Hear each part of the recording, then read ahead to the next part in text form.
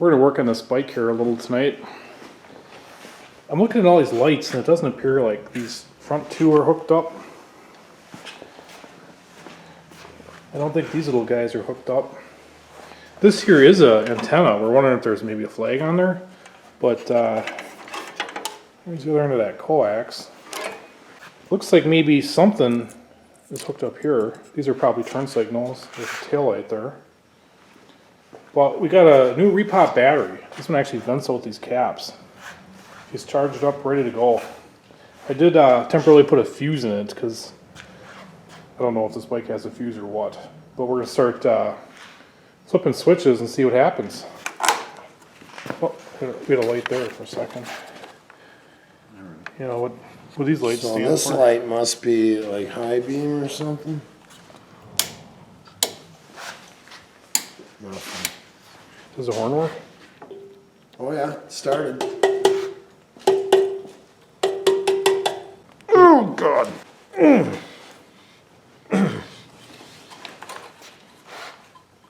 Oh, I'm gonna tear the whole switch out. There. I think that's the off position. We at least had a light right here before. I mean, that's probably maybe an oil light. What do you think? Oh, it's turning freer now. Oh, going back sucks. I think it's got bad contacts in there. Right. The brake light works. Oh, look at that. How do you activate these Wow. turn signals? That's some vintage glass on there, eh? I mean, I had a tombstone taillight on a... Oh, yeah, it's plastic. It's cracked. I thought it was glass. To cancel? Nothing worse than seeing some dork ride, the blinker's going off, and you're like, dude, shut your blinker off. Shut your blinker off. You know, you're going miles and miles, and the blinker's still on. Then he finally has to turn left again, and he goes to hit his blinker. He goes, shit, that thing's been on for miles. Bet you everybody thought I was a dork. We gotta get these tanks off and flush them out. We wanna get this oil tank all clean. We're probably gonna take these lines off, clean them.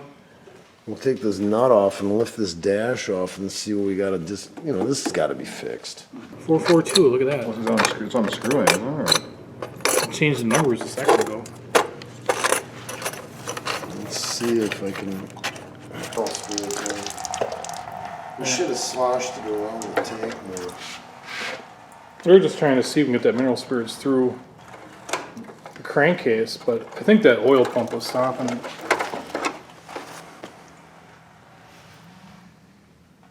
Look how dirty that is. We gotta flush both these tanks out. It's just for my own memory here. The one to the oil pump You want to take that off? went to the back, yeah. Pretty much done draining now. That exhaust is not even connected. No, here's. It's flat. Right, there's a big hole here too. It'd blow right out of there, I think. There it is. Just want the oil tank off? Yeah. Let's see how that goes over the fuel tank. Pretty cool. Oh, shit. Oh, Got a Oh, little man. You want to drain that out, or? yeah, you can dump it in there. Look how nasty it is. We gotta flush that all out. Take that shifter off of there. Boy, the whole thing's gonna come right with it, it looks like. Well, there's a fuel line that's. That should be off, right? It's off of the The fuel carburetor, line is off the car. so it should just come with it, right? This will come. Yeah. And I said it's going to catch on stuff unless you take it off. It ain't catching on nothing. Grab the tank ball.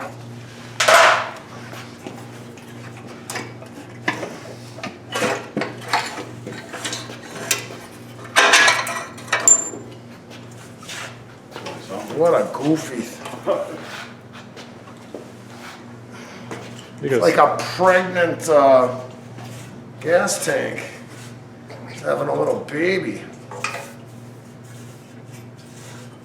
Think of the stamping process here. See all those divots? To get it.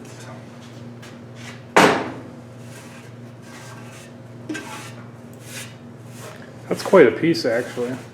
Really is, from 1949. Yeah. The 39 tank is the same way, so used it for a number of years there. Now you can really get at her. Got some rust action going on in there. It looks like you're going to the planetarium and there's the stars up on the ceiling. Well, it's the holes going through the bottom. That's from water in the gas, and then condensation, all the years that it's sat, and it rusted out the bottom. So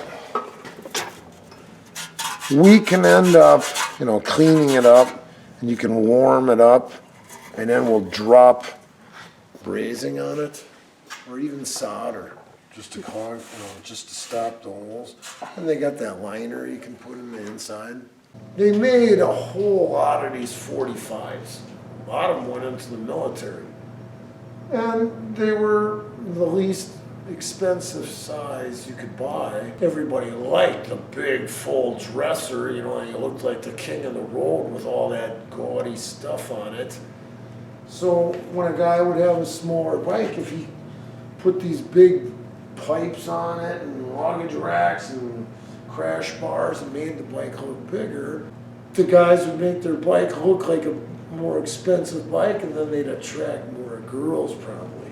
So they would do that stuff. You think he had a radio on here? That must have been something. Maybe in case if the thing broke down and you were stuck, there was a CB radio like Mayday, for help. This tube that goes up through here has little holes, and it's supposed to siphon the fuel up, and that's the vent and all this. And this should just drop down, but it's locked into place. So I'm trying to lube it up, free it. You can see how just from always, how many guys are revving it all the time. Well, this wears out. And in the original shaft, we took one bushing out already. Oh, you can't go. This one still has one. So it was sloppy. So no matter how you're trying to adjust the idle and full throttle, you'd be sucking air from the sides. So in the rebuild kit, they give you new bushings. Well, at first, I thought, well, I'll just go from the other side and I'll push that through. But guess what? There's a ledge. This you tap in until you butt up to the shoulder that's inside there. So there was no way I could go in from the other side to catch the edge and knock it out because I was up against the shoulder. I was just going to the inner diameter. So somehow we had to get this thing out. And we stuck an easy out in there and screwed it in. And as we tapped against this with a block of steel, using as much area as possible, and the hammer, it was just coming off. And we tried to screw it in a little bit more. So that time I went a little bit more, and then we heated around there, just a propane torch right here.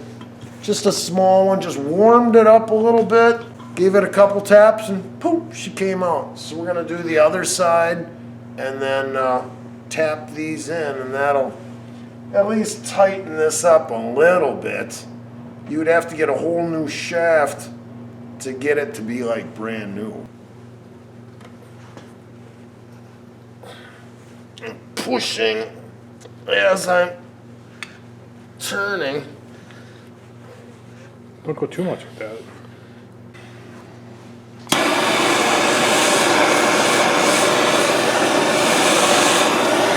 So when we warm this up, you're expanding the material a little so it doesn't have as good of a bite around that bushing.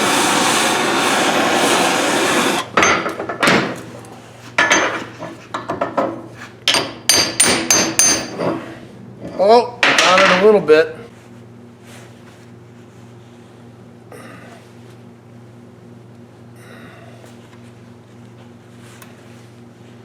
That worked. Not as easy as the last one, but we got it out. So to drive the new bushing in, we need something that will go in there, center that up, and then have a bigger diameter to tap onto to push it through. So we're gonna put it right on there, drop it in.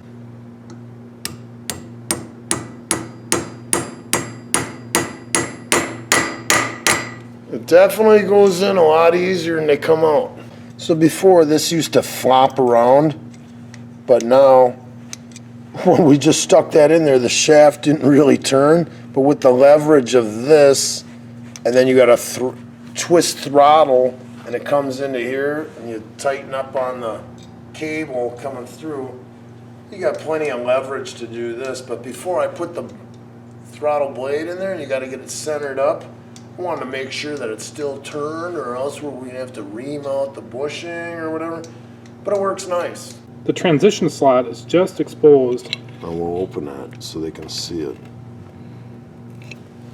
When you're twisting the throttle and you're going from idle to just cracking the throttle open, this is where gas starts to enter, so you don't get a bog.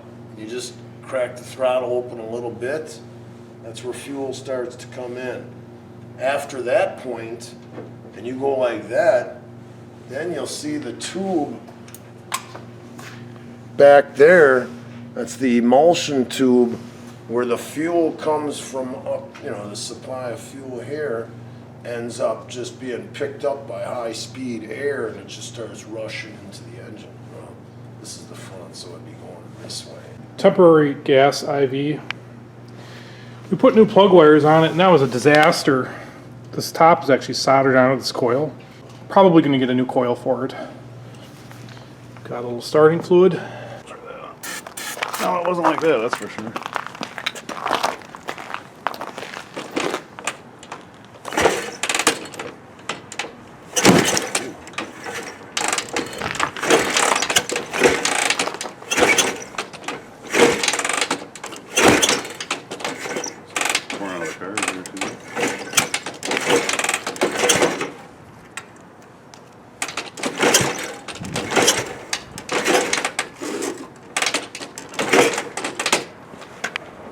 So what it's got is a manually controlled distributor. I had it on retard. I tried it on advance. I'm gonna go halfway.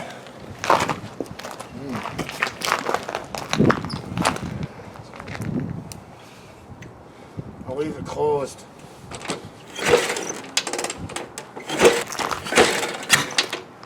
Next test, we have to take the spark plug out, have it off to the side, and I'll hear a pfft with my finger in the spark plug hole and see if we're getting spark when it makes the popping noise.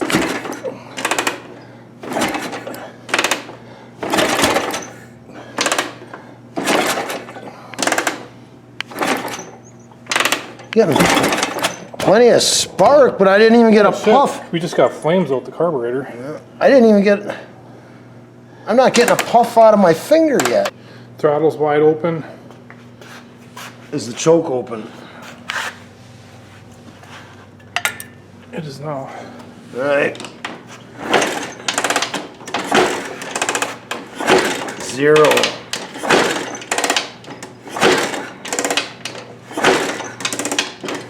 That's good. So if one of the valves is stuck open for tonight, we could just squirt some PB Blaster in there and try to free up a valve that might be stuck. And maybe that'll give us some compression. We're on the front one now.